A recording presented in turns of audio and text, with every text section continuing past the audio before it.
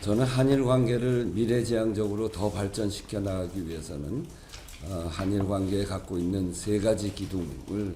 잘 조화롭게 풀어가야 된다고 생각합니다. 私は日韓関係をさらに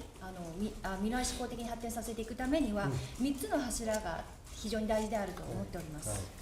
첫째는 양국 간의 아픈 역사를 직시하고, 둘째는 경제 협력을 강화하고, 셋째는 동북아와 한반도에서의 평화, 이 문제에 있어서 동반자로서 협력을 해 나가는 것입니다. その一つ目の柱は両国の間にありますその痛ましい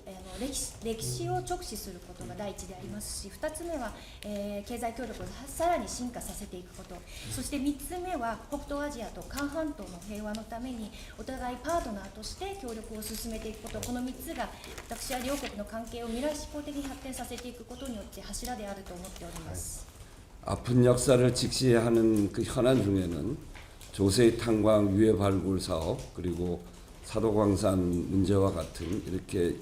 한일 간 인도주의적 관점에서 함께 기억하고 추모할 수 있는 사안에서 일본 정부가 전향적인 태도를 보여주면 우리 국민들도 그 진정성을 받아들이고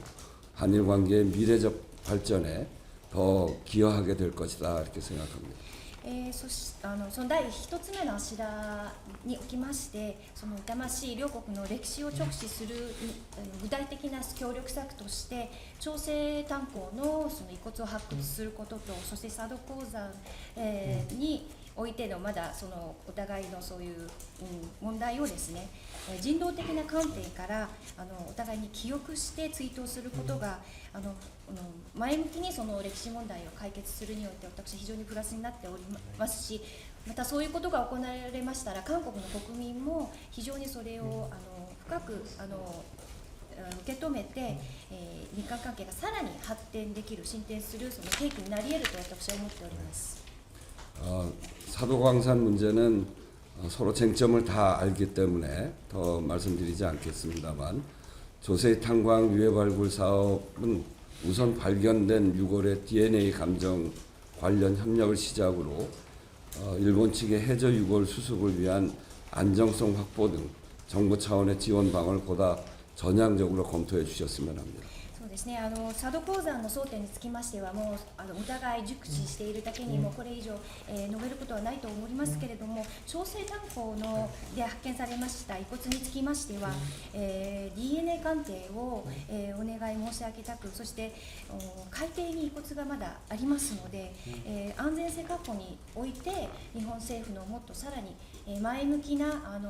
ご協力のほどお願い申し上げたいと思います。 지난 한일 이란 의원연맹 합동총회에서도 양국 의원연맹은 조세의 탄광 유골의 DNA 정보를 양국이 공유하고 신원 확인이 이루어질 수 있도록 양국 국회가 적극적으로 나서기로 했다고 선언을 한 바가 있어서 양국 의회도